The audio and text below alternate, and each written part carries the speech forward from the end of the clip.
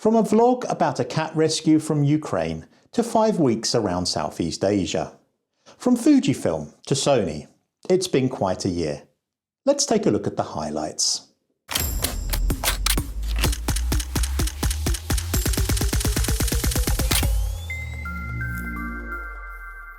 So I started the year with the ambition of monetizing this YouTube channel, and that's actually quite a challenge if you've never tried it. You need a minimum of 1,000 subscribers, which I think I had around 1,400 at the beginning of the year. But more importantly, you need 4,000 watch hours, and that's actually quite a lot of time. And the only way you can do that is with consistency. You need to create videos on a regular, frequent basis, and people need to watch them. So I set out to do that this year, and fortunately by August I achieved that. I started the year quite easily. As I mentioned, in 2023, my wife and I went to rescue our cat from Ukraine, and I built up a whole load of footage during that trip because I used it as a photography and video stock shoot as I drove across Europe to Slovakia.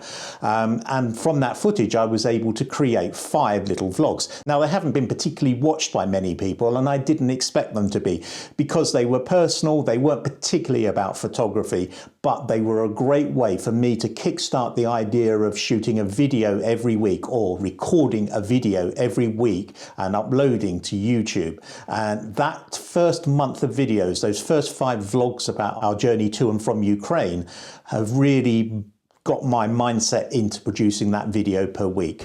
Anyway, I'm waiting here. I don't know how long it's going to be. Behind me is the border, and possibly in the distance you can see the Ukrainian Carpathian Mountains. But that's for another day. Anyway, catch you later. Of you.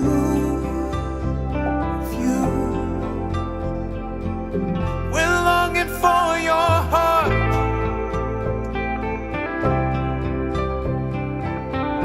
Yeah. You're kind and you're so patient. You never hide, for us you always wait. My first big hit of the year was perhaps the comparison film that I did between the Fujifilm GFX 50S, an old 7-year-old 50 megapixel medium format camera that I'd picked up the year before, and my XH2, which was a 40 megapixel APS-C camera. I took it down to the Herd Groin in South Shields, and I did a direct comparison of the two.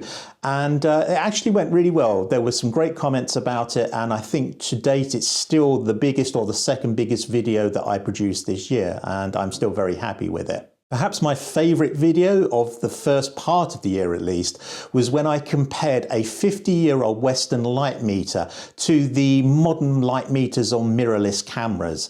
The light meter had been left to me by my late uncle, who was a fantastic amateur photographer, and when I started my photographic journey well over 40 years ago now, he took me under his wing and took me to camera clubs, took me out to different places to shoot, and really installed in me the basics. So that video was very much a personal remembrance of him and his impact on my photographic journey.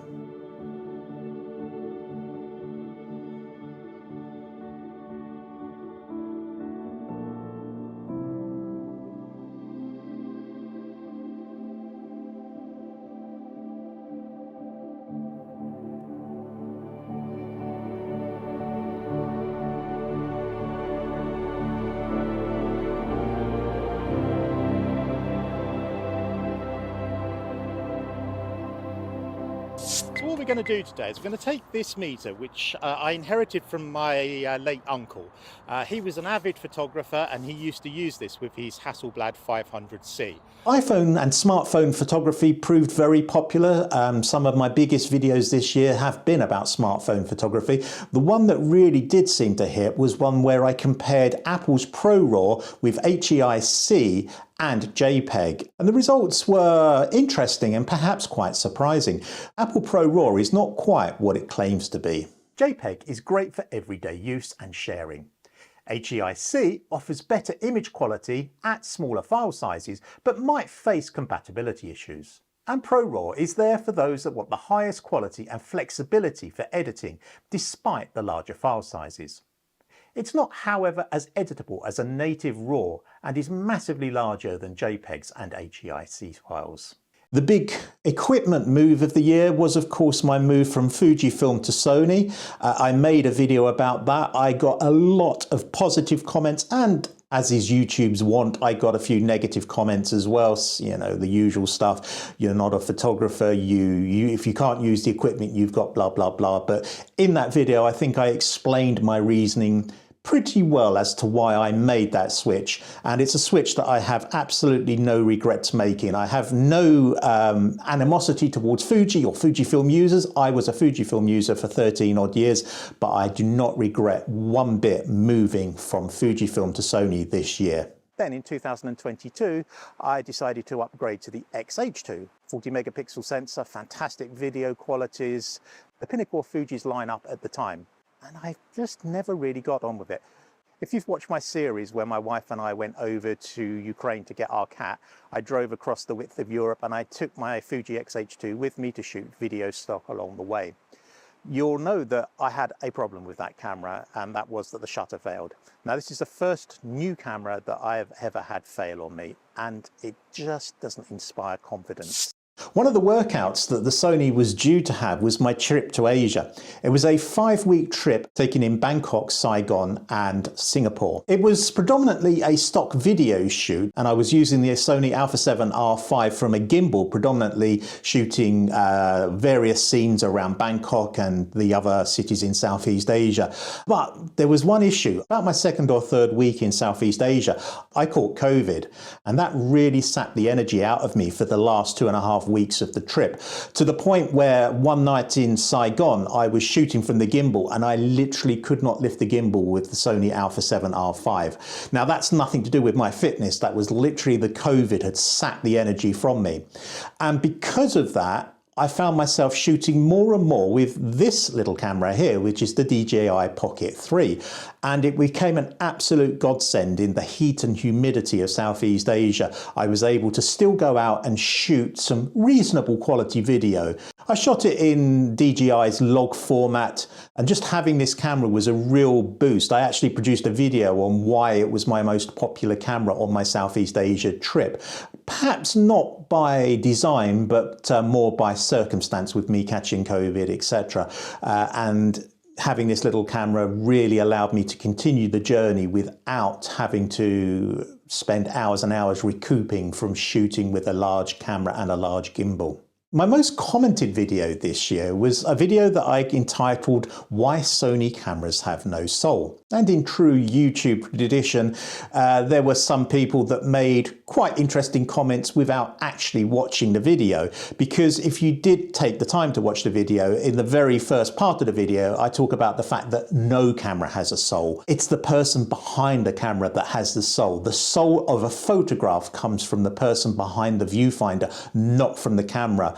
And it was just kind of an editorial opinion that I just felt trying to break apart a lot of the stuff you see on YouTube, the stuff you see written about cameras having soul, cameras having this, cameras having that. At the end of the day, the most important part of the photographic process is you, the photographer. Yes, equipment does matter, but it really doesn't matter as much as some people would like to make out. And that video proved very popular, to a point where I've realized that my 40 years of experience within this business enables me to do some more videos like this. And I did do one a couple of weeks later called "Why Cameras Are Too Complicated These Days." And again, that had a very, very similar response. The last and perhaps most emotional film that I did this year was one where I took my late father's camera down to Durham and shot a roll of film through it. I haven't shot film for the best part of 20 years, and it was quite an emotional journey using my late father's camera with a roll of Ilford HP5 film in a beautiful location. It's actually a two-part film. The second part will be out in the new year. The film is now off at the processing lab. Obviously, it being Christmas, I'm not expecting the film to come back quickly. But when the scans do come back, I will talk in detail about my experience shooting with that camera. And there's a little extra to this story that I will tell you in that video. So stay tuned for that. This isn't my original camera. This is my late father's camera. And I didn't know he had this camera until about a couple of years before his death. Getting onto the photographic year, ironically, the photography was actually held back a little bit, and to a certain extent enabled by the YouTube channel. Because I devoted a lot of my energy to getting this YouTube channel up and going, the photography kind of took a back burner, and a lot of the photography that I did was built around me actually shooting videos for this channel. One of the best shots from the early part of the season was this one I took of the Herdgroin Lighthouse in South Shields, and that was taken as part of the GFX 50S versus XH2 video. It's actually a 5-image HDR shot that was taken on the GSX 50, and I really like it. A recurring theme in my photography and my YouTube videos is perhaps one of my favourite locations, which is the Weir on the River Weir in Durham. It's such an iconic British location. But with the added advantage that early in the morning, there's hardly anyone there. So it's fantastic to shoot YouTube videos. I hate shooting videos when there's people walking past me, people commenting and stuff like that. I'm actually quite an introverted person. I tend to stay away from people when I'm shooting these YouTube videos. And that location has proved to be such a great place to do it in peace and quiet. This particular image was shot, I can't remember which video I was shooting, but I just saw this beautiful misty scene. So I shot this on my Fujifilm X-H2. And as I was walking back from this particular shoot, the mist had lifted and I hadn't intended to take any more shots. And I saw this wonderful reflections of the River Weir and the Prebends Bridge, and had to capture this particular shot as well, which I was really, really pleased with.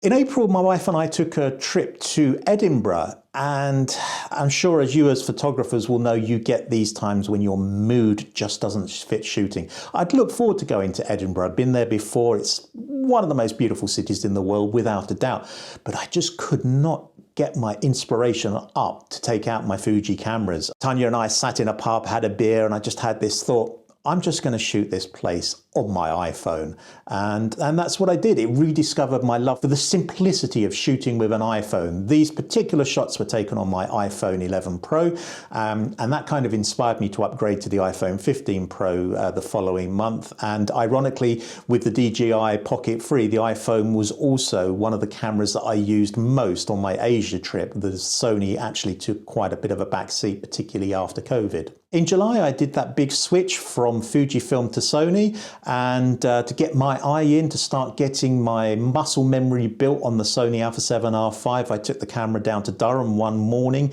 quite early. It was a gorgeous summer's morning, hardly anyone around, and I just fired off these particular shots as I walked around that beautiful, beautiful city. Took a little while to bond with the Sony, and I actually made a video when I was in Asia about some of the things that really annoy me about the camera.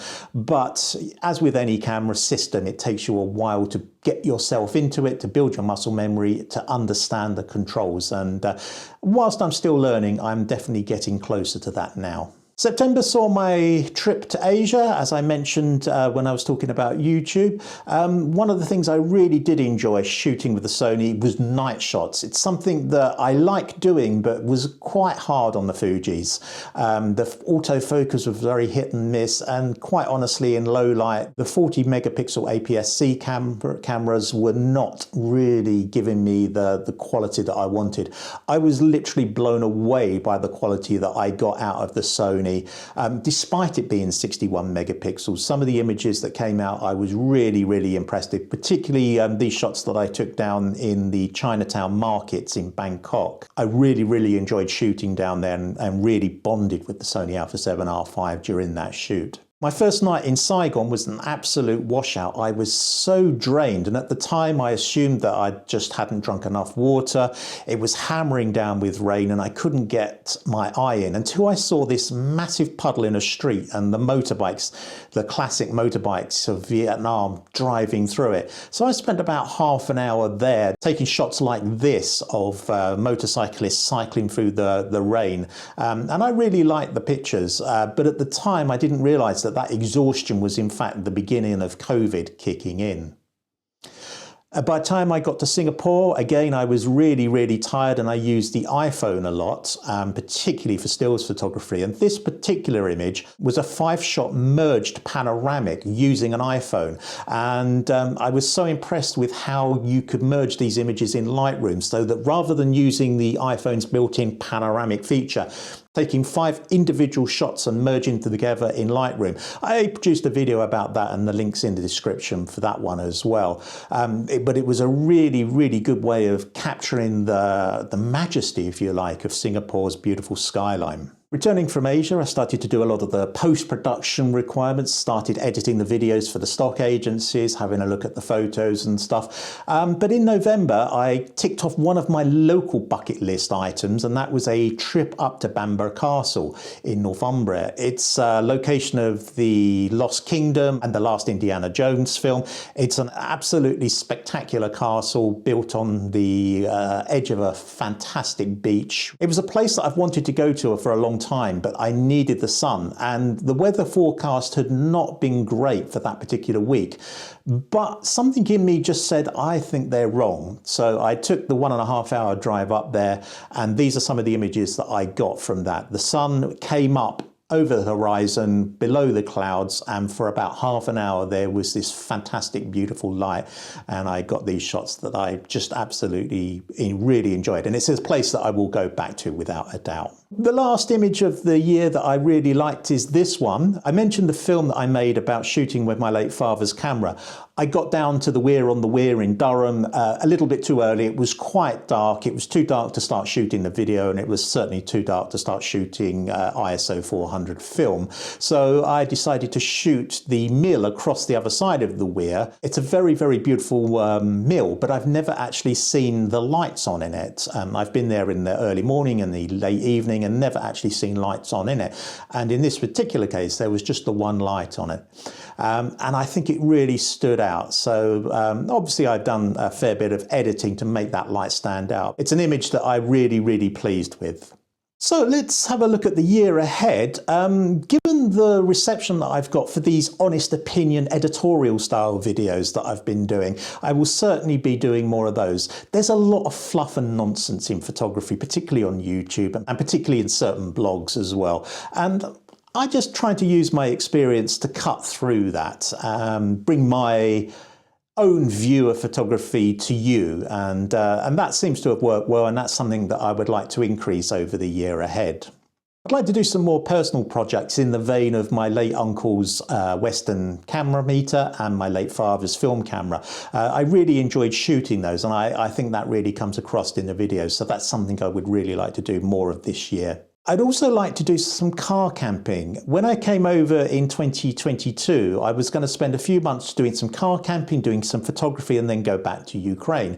Obviously, the war happened. My wife and I have relocated to northeast England permanently now, at least permanently until the war is over. I have an estate car. I'm within striking distance of the Lake District, some beautiful locations, and only a few hours drive from the Highlands of Scotland.